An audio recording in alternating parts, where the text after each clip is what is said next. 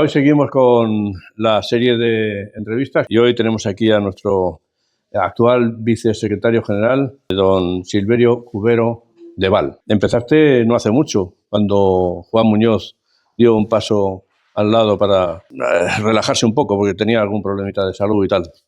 Sí, no hace mucho. Yo me enteré por la entrevista que os hizo Baños, el Pedro coronel Baños, Baños, sí, en sí. el canal Baños. Hasta entonces no lo conocía. Me gustó vuestra presencia y sobre todo lo que dijisteis y decidimos prácticamente aquel mismo día afiliarnos. Sí. Muy bien. Bueno, pues nada, el caso es que ya tenemos nuevo vicesecretario general, ¿no? Creo que eres un estudiante permanente.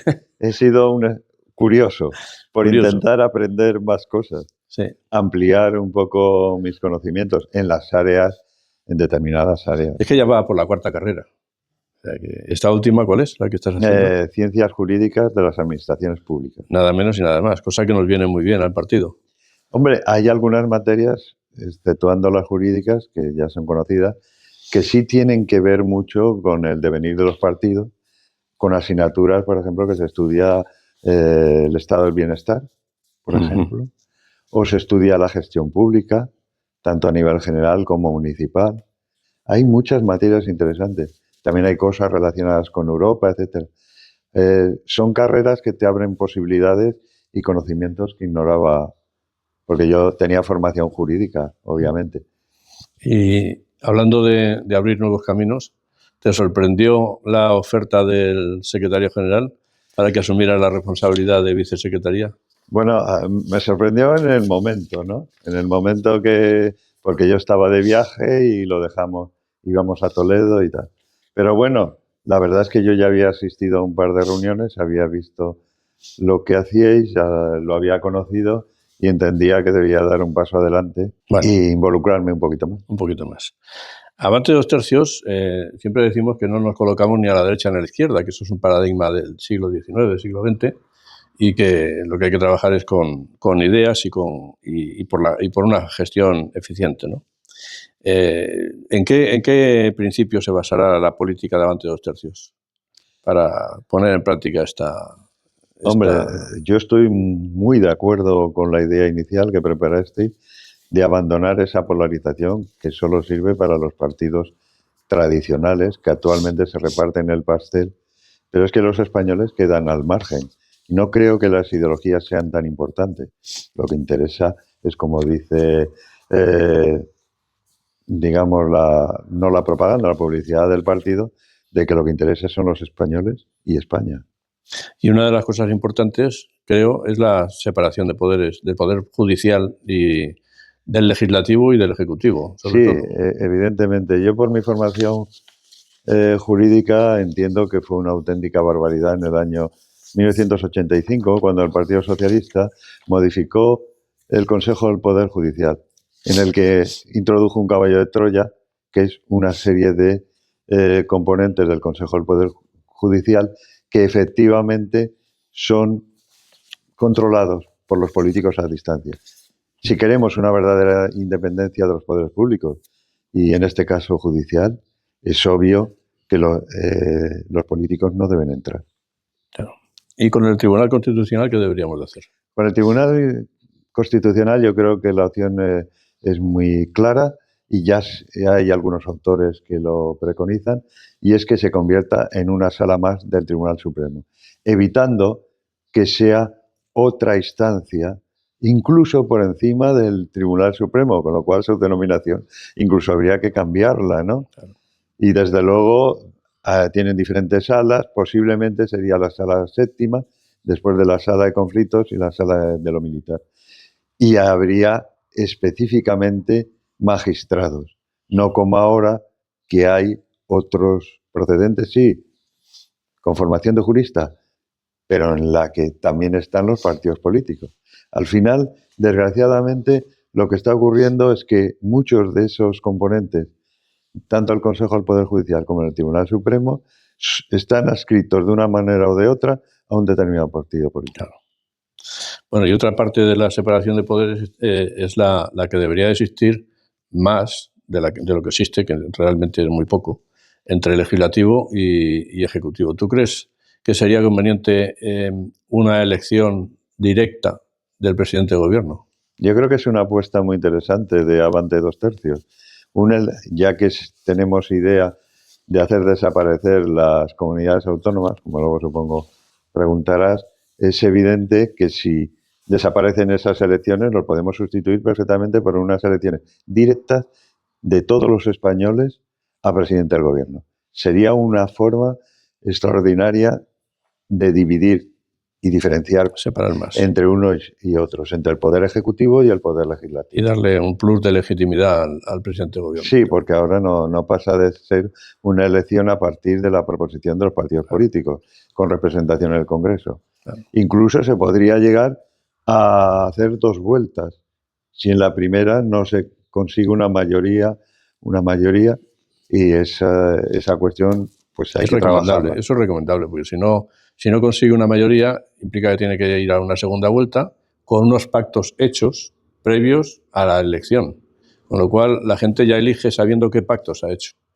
No tenemos que soportar los pactos posteriores a una elección como estamos haciendo, como nos está pasando ahora, ¿no? Uh-huh.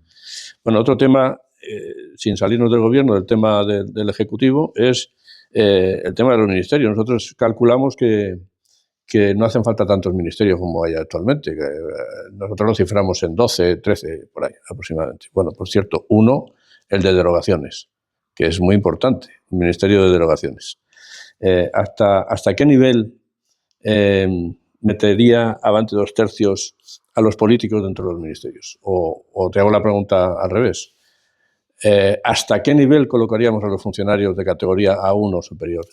Yo creo que tenemos una administración con unos funcionarios de una calidad excelente. La gente no sabe que en Madrid, creo, mucha gente no sabe. Yo al menos lo descubrí cuando estuve ahí destinado en Madrid, que dentro de los ministerios, los de los grupos, sobre todo A1, están especializados en materias específicas dentro de cada ministerio y suelen seguir toda su carrera profesional en esas materias. Con lo cual, cuando llegan al nivel, que por lo menos creo que hasta ahora solo es subdirector general, tienen una formación excelente. No nos olvidemos que las mayorías de las proposiciones de ley proceden de los ministerios, como no podía ser de otra forma. Por lo tanto, lo que tú preguntas, el grupo A1, funcionarios del grupo A1 deben ocupar todos los puestos del ministerio. Estamos hablando de hasta secretarios de Estado y el subsecretario, que de por sí suele ser un funcionario, porque es el que organiza y dirige la administración del ministerio. O sea que efectivamente es así. Claro, porque es que actualmente en la ley hay excepcionalidades, porque la ley marca que los directores generales tienen que ser funcionarios. El resto no habla nada. Bueno, sí que hablan, pero los que tienen que ser funcionarios de categoría 1 son los directores generales. Pero hay una excepcionalidad, ¿no? Pero muy abierta además, o sea, que da la capacidad al político de colocar cargos políticos hasta incluso direcciones generales. Y con eso yo creo que no es lógico. Como no es lógico, porque creo que Avante 2/3 también intentará reducir la cantidad de empleados públicos, no hablo de funcionarios, de empleados públicos, asesores, etcétera, etcétera. ¿No es así? Sí, claro. Es que aquí tenemos que pensar que los determinados partidos políticos, cuando llegan al poder, colocan no solo el ministro, sino mucha más gente, entre ellos los asesores. Los asesores no hay un control, hay plena libertad para que cada ministro, y si tenemos de ministra una persona, como desgraciadamente está pasando, que no es conocedora del ramo, e incluso su formación es deficiente, necesitan asesores, pero en realidad tú tienes que coger asesores a los funcionarios, que son los que saben y llevan años, no coger a individuos, a personas del partido que a ti, claro, por lo que sea, te interesa ponerlos. Claro. No son asesores, son gente que los han colocado para estar ahí. El caso es que ahora tenemos un Estado pues, que sufre de macrocefalia, es una enfermedad que hay que aplicarle cirugía.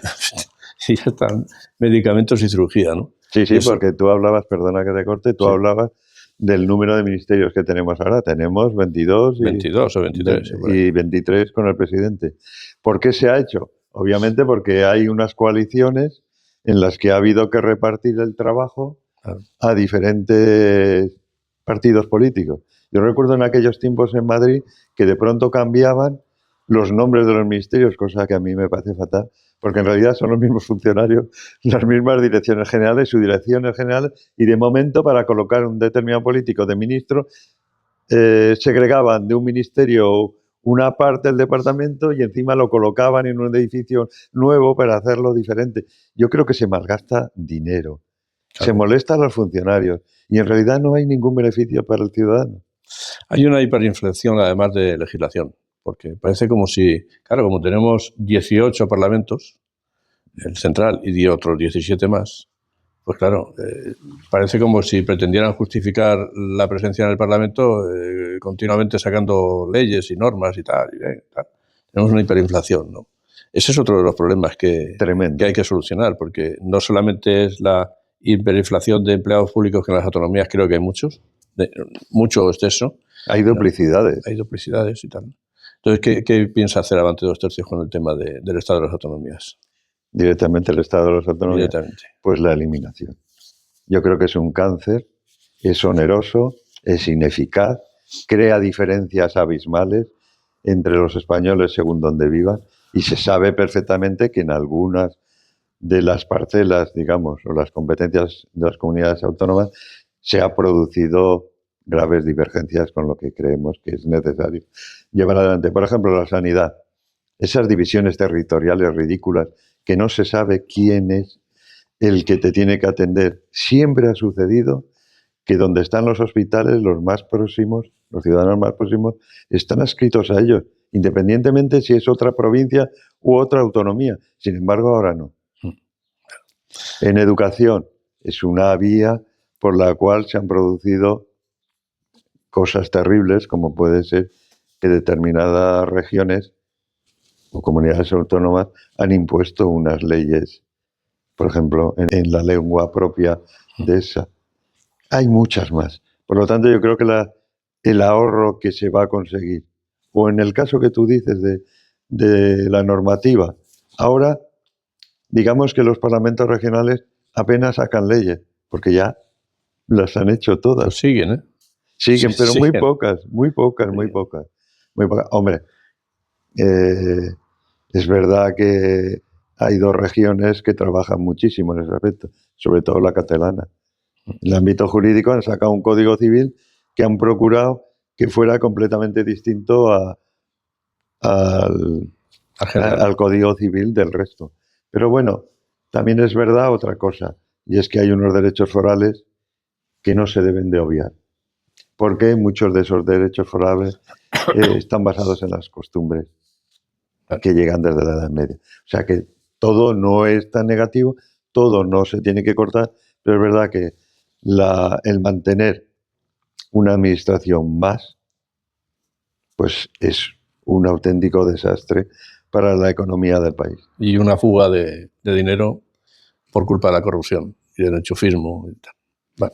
Sí, son como, en vez de una oligarquía central que domina, hay diferentes oligarquías regionales. Claro, y es que, claro, dice, bueno, a lo mejor no hace falta hacer una revisión como pretendemos nosotros de la Constitución, sino simplemente con una reforma.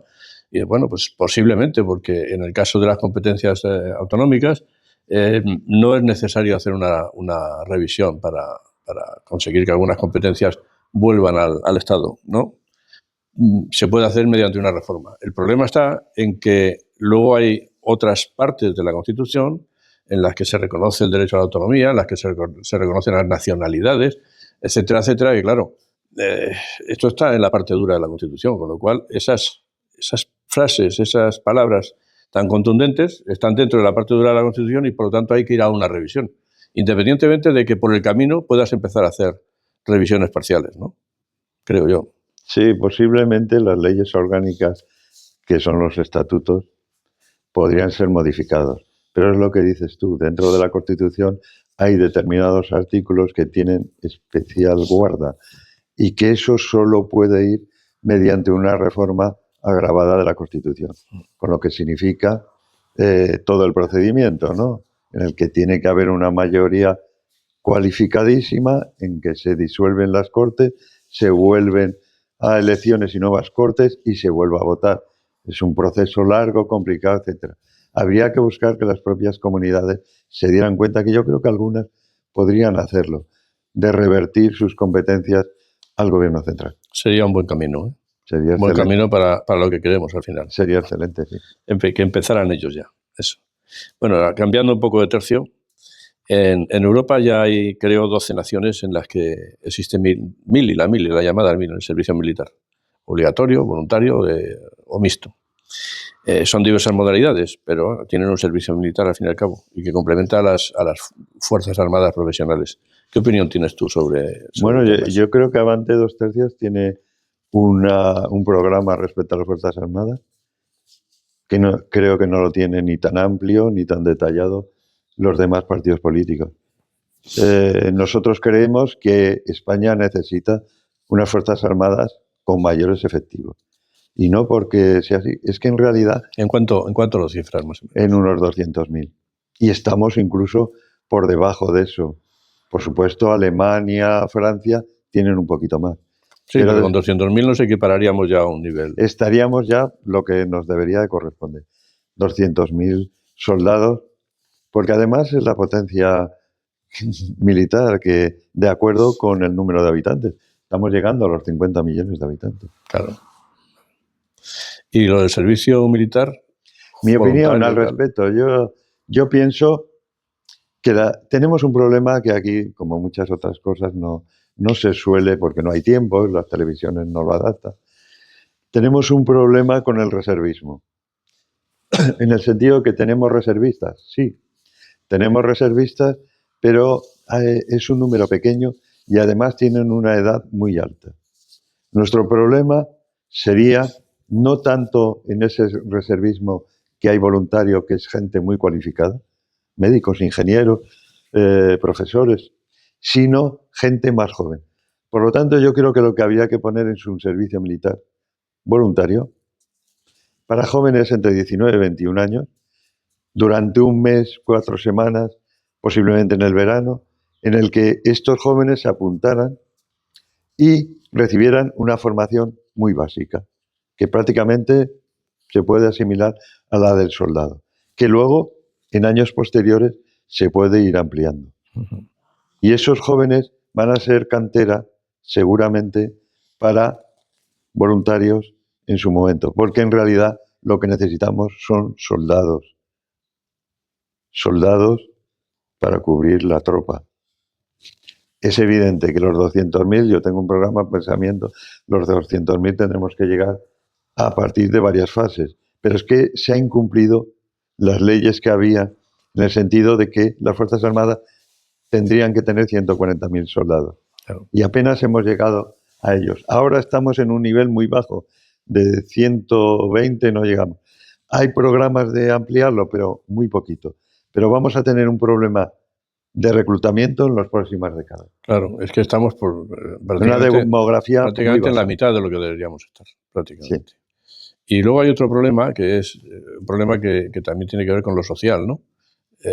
La tropa se la despide a los 45 años, como si no hubieran estado en el ejército 25 años algunos, sirviendo en 4, 5, 6 operaciones de mal llamadas de paz, operaciones en el exterior, con riesgo de su vida, en fin, en unas circunstancias de adiestramiento muchas veces muy duras y tal.